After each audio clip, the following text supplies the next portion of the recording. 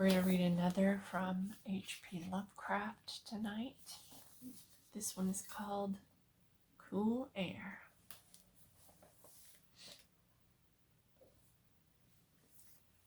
You ask me to explain why I'm afraid of a draft of cold air, why I shiver more than others upon entering a cold room, and even seem nauseated and repelled when the chill of evening creeps through the heat of a mild autumn day.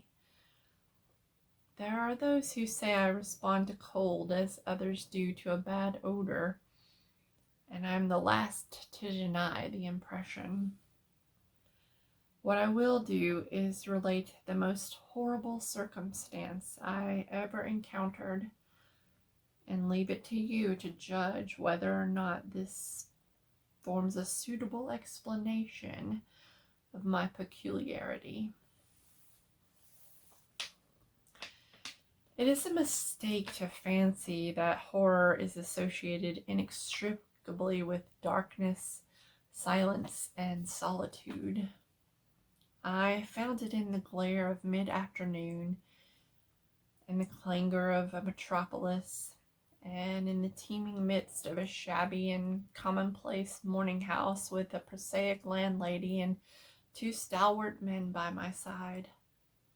In the spring of 1923, I had secured some dreary and unprofitable magazine work in the city of New York, and being unable to pay any substantial rent, began drifting from one cheap boarding establishment to another in search of room which might combine the qualities of decent cleanliness and durable furnishings and very reasonable price.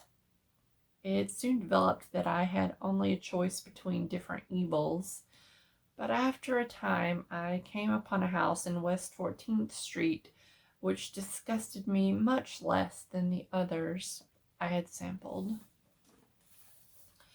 The place was a 4-story mansion of brownstone, dating apparently from the late 40s, and firmed with woodwork and marble, whose stained and sullied splendor argued a descent from high levels of tasteful opulence.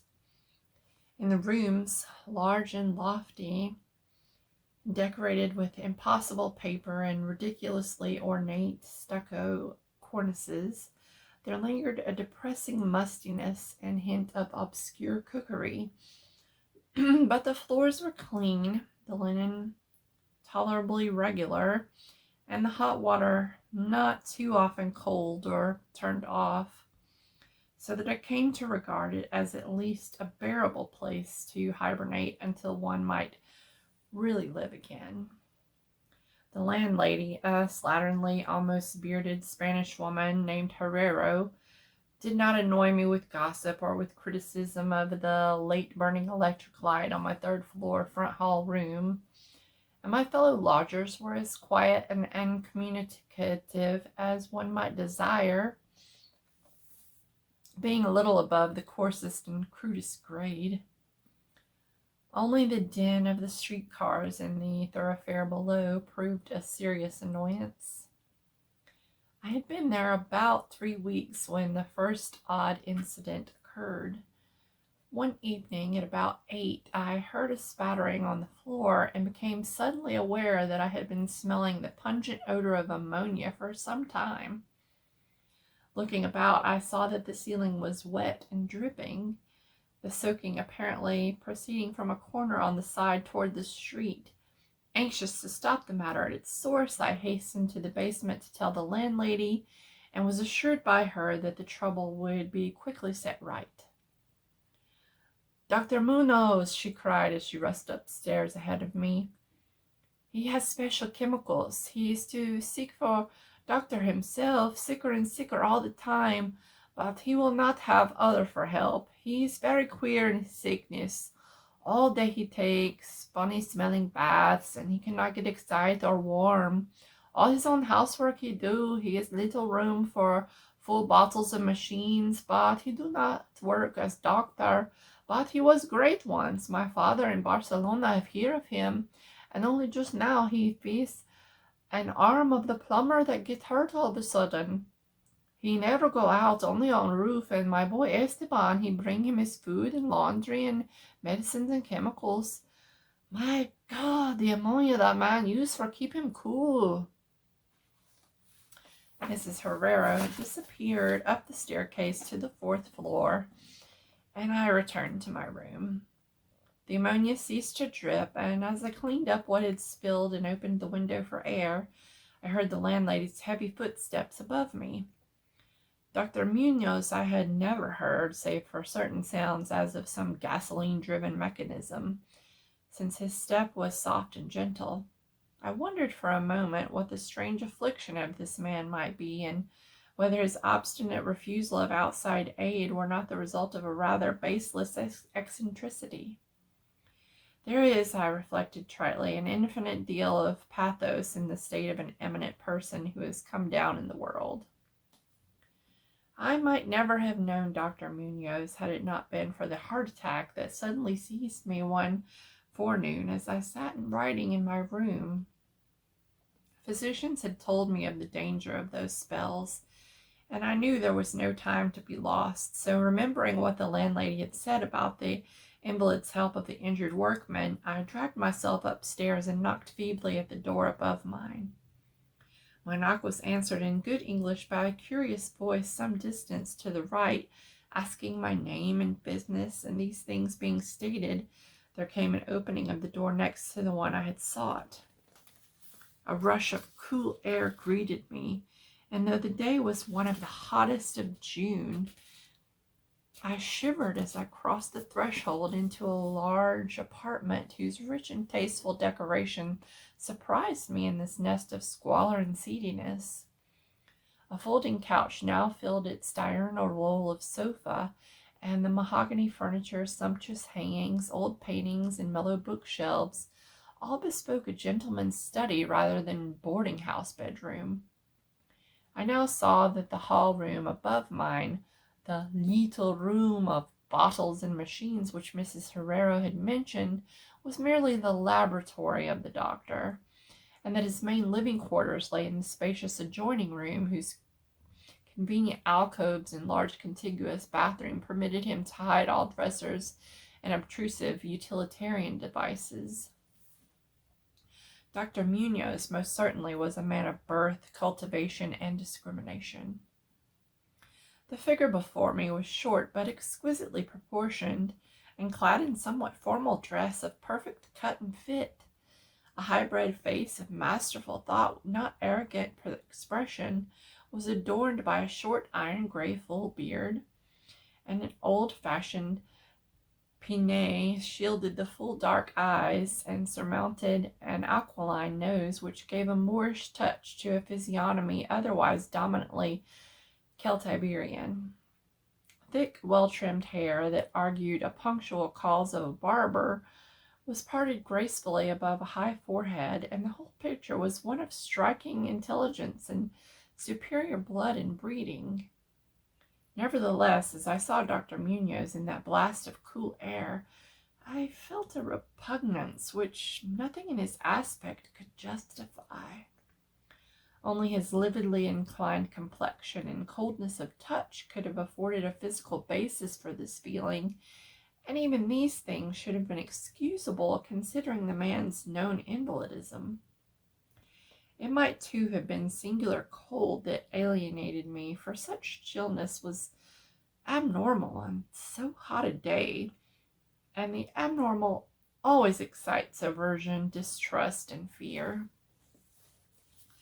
But repugnance was soon forgotten in admiration, for the strange physician's extreme skill at once became manifest despite the ice-coldness and skulkiness of his bloodless-looking hands. He clearly understood my needs at a glance, and ministered to them with a master's deftness, while reassuring me in a finely modulated, though oddly hollow and timbreless voice, that he was the bitterest of sworn enemies to death, and had sunk his fortune and lost all his friends in a lifetime of bizarre experiment devoted to its bafflement and extirpation. Something of the benevolent fanatic seemed to reside in him, And he rambled on almost garrulously, as if he sounded my chest and mixed a suitable draught of drugs fetched from the smaller laboratory room. Evidently he found the society of a well-born man a rare novelty in this dingy environment, and was moved to unaccustomed speech as memories of better days surged over him. His voice, if queer, was at least soothing, and I could not even perceive that he breathed as the fluent sentences rolled urbanely out. He sought to distract my mind from my own seizure by speaking of his theories and experiments, and I remember his tactfully consoling me about my weak heart by insisting that will and consciousness are stronger than organic life itself, so that if a bodily frame be but originally healthy and carefully preserved, it may, through a scientific enhancement of these qualities, retain a kind of nervous animation despite the most serious impairments, defects, and even absences in the battery of specific organs. He might, he half-jestingly said, some day teach me to live, or at least to possess some kind of conscious existence, without any heart at all. For his part, he was afflicted with a complication of maladies requiring a very exact regimen, which included constant cold. Any marked rise in temperature might, if prolonged, affect him fatally, and the frigidity of his habitation, some 55-56 degrees Fahrenheit, was maintained by an absorption system of ammonia cooling, the gasoline engine of which pumps I had often heard in my own room below.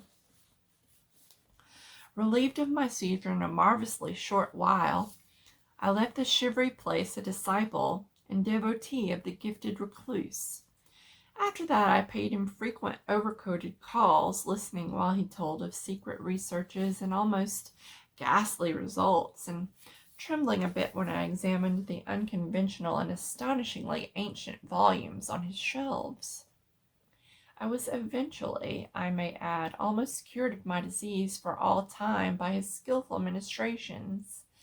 It seems that he did not scorn the incantations of the medievalists, since he believed these cryptic formulae to contain rare psychological stimuli which might conceivably have singular effects on the substance of a nervous system from which organic pulsation had fled. I was touched by his account of the aged Dr. Torres of Valencia, who had shared his earlier experiments with him through the great illness of 18 years before, whence his present disorders proceeded. No sooner had the venerable practitioner saved his colleague than he himself succumbed to the grim enemy he had fought. Perhaps the strain had been too great, for Dr. Munoz made it whisperingly clear, though not in detail, that the methods of healing had been most extraordinary, involving scenes and processes not welcomed by elderly and conservative Galens. As the weeks passed, I observed with regret that my new friend was indeed slowly but unmistakably losing ground physically, as Mrs. Herrero had suggested. The livid aspect of his countenance was intensified, his voice became more hollow and indistinct, his muscular motions were less perfectly coordinated, and his mind and will displayed less resilience and initiative. Of this sad change he seemed by no means unaware, and little by little his expression and conversation both took on a gruesome irony which restored in me something of the subtle repulsion I had originally felt. He developed strange caprices, acquiring a fondness for exotic spices and Egyptian incense, till his room smelled like the vault of a sepulchred pharaoh in the Valley of the Kings. At the time of his demands for cold air increased, and with my aid he amplified the ammonia piping of his room and modified the pumps and feed of his refrigerating machine till he could keep the temperature as low as 34 or 40 and finally even 28. The bathroom and laboratory, of course, being less chilled in order that water might not freeze and that chemical processes might not be impeded. The tenant adjoining him complained of the icy air from around the connecting door, so I helped him fit heavy hangings to obviate the difficulty. A kind of growing horror of morbid cast seemed to possess him. He talked of death incessantly, but laughed hollowly when such things as burial or funeral arrangements were gently suggested. All in all, he became a disconcerting and even gruesome companion, yet in my gratitude for his healing, I could not well abandon him to the strangers around him, and was careful to dust his room and attend to his needs each day, muffled in a heavy ulster which I had brought especially for the purpose. I likewise did much of his shopping, and gasped in bafflement at some of the chemicals he ordered from druggists and laboratory supply houses. His increasing and unexplained atmosphere of panic seemed to rise around his apartment. The whole house, as I have said, had a musty odor, but the smell in his room was worse, and in spite of all the spices and incense and the pungent chemicals of the now incessant baths which he insisted on taking unaided, I perceived that it must be connected with his ailment, and shuddered when I reflected on what that ailment might be. Mrs. Herrera crossed herself when she looked at him, and gave him up unreservedly to me, not even letting her son Esteban continue to run errands for him. When I suggested other physicians, the sufferer would fly into much of a rage as he seemed to dare to entertain. He evidently feared the physical effect of violent emotion, yet his will and driving force waxed rather than waned, and he refused to be confined in his bed. The lassitude of his earlier ill days gave me place to return for his fiery purpose, so that he seemed about to hurl defiance at the death daemon even as that ancient enemy seized him. The pretense of eating, always curiously like a formality with him, he virtually abandoned, and mental power alone appeared to keep him from total collapse. He acquired a habit of writing long documents of some sort, which he carefully sealed and filled with injunctions that I transmit them after his death to certain persons whom he named, for the most part lettered East Indians, but including a once celebrated French physician now generally thought dead, and about whom the most inconceivable things had been whispered. As it happened, I burned all of these papers undelivered and unopened. His aspect and voice became utterly frightful, and his presence almost unbearable. One September day, an unexpected glimpse of him induced an epileptic fit in a man who had come to repair his electric desk lamp, a fit for which he prescribed effectively whilst keeping himself well out of sight. That man, oddly enough, had been through the terrors of the Great War without having incurred any fright so thorough. Then, in the middle of October, the horror of horrors came with stupefying suddenness. One night about 11, the pump of the refrigerating machine broke down, so that within 3 hours the process of ammonia cooling became impossible. Dr. Munoz summoned me by thumping on the floor, and I worked desperately to repair the injury while my host cursed in a tone whose lifeless, rattling hollowness surpassed description.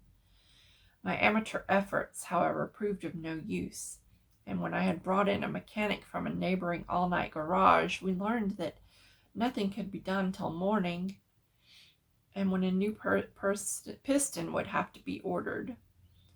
The moribund hermit's rage and fear, swelling to grotesque proportions, seemed likely to shatter what remained of his failing physique, and once a spasm caused him to clap his hands to his eyes and rush to the bathroom. He groped his way out with face tightly bandaged, and I never saw his eyes again. The frigidity of the apartment was now sensibly diminishing, and at about 5 a.m. the doctor retired to the bathroom, commanding me to keep him supplied with all the ice I could obtain at all-night drug stores and cafeterias.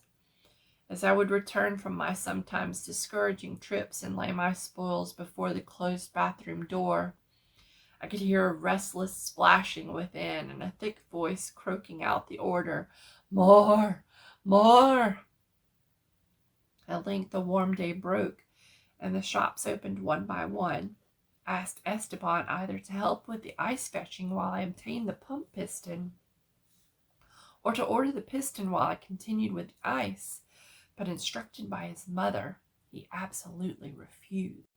Finally, I hired a seedy-looking loafer whom I encountered on the corner of 8th Avenue to keep the patient supplied with ice from a little shop where I introduced him, and applied myself diligently to the task of finding a pump piston and engaging workmen competent to install it. The task seemed interminable, and I raged almost as violently as the hermit when I saw the hours slipping by in a breathless, foodless round of vain telephoning and a hectic quest from place to place, hither and thither by subway and surface car.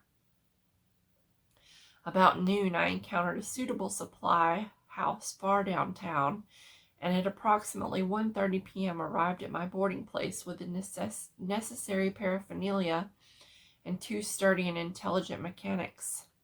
I had done all I could, and I hoped I was in time. Black terror, however, had preceded me. The house was in utter turmoil, and above the chatter of odd voices I heard a man praying in a deep basso. Fiendish things were in the air, and lodgers told over the beads of their rosaries as they caught the odor from beneath the doctor's closed door. The lounger I had hired, it seems, had fled screaming and mad-eyed not long after his second delivery of ice, perhaps as a result of excessive curiosity. He could not, of course, have locked the door behind him, yet it was now fastened, presumably from the inside. There was no sound within, save a nameless sort of slow, thick dripping. Briefly consulting with Mrs. Herrero and the workmen, despite a fear that gnawed my innermost soul, I advised the breaking down of the door, but the landlady found a way to turn the key from the outside with some wired vice. We had previously opened the doors of all the other rooms on that hall and flung all the windows to the very top. Now, noses protected by handkerchiefs, we tremblingly invaded that accursed south room which blazed with the warm sun of early afternoon. A kind of dark, slimy trail led from the open bathroom door to the hall door, and thence to the desk where a terrible little pool had accumulated. Something was scrawled there in pencil, and an awful blind hand on a piece of paper, hideously smeared, as though by the very claws that traced the hurried last words. Then the trail led to the couch and ended unutterably. What was or had been on the couch I cannot and dare not say here, but this is what I shiveringly puzzled out on the stickily smeared paper before I drew a match and burned it to a crisp. What I puzzled out in terror as the landlady and 2 mechanics rushed frantically from that hellish place to babble to their incoherent stories at the nearest police station. The nauseous words seemed well nigh incredible in that yellow sunlight, with the clatter of cars and motor trucks ascending clamorously from the crowded 14th Street, yet I confess that I believed them then. Whether I believe them now, I honestly do not know. There are things about which it is better not to speculate, and all that I can say is that I hate the smell of ammonia and grow faint at a draught of unusually cold air. "The end," ran that noisome scrawl, "is here. No more ice. The man looked and ran away. Warmer every minute, and the tissues can't last. I fancy you know what I said about the will and the nerves and the preserved body after the organs cease to work. It was good theory, but couldn't keep up indefinitely. There was a gradual deterioration I had not foreseen. Dr. Torres knew, but the shock killed him. He couldn't stand what he had to do. He had to get me in a strange, dark place when he minded my letter and nursed me back. And the organs never would work again. It had to be done my way, artificial preservation. For you see, I died that time 18 years ago.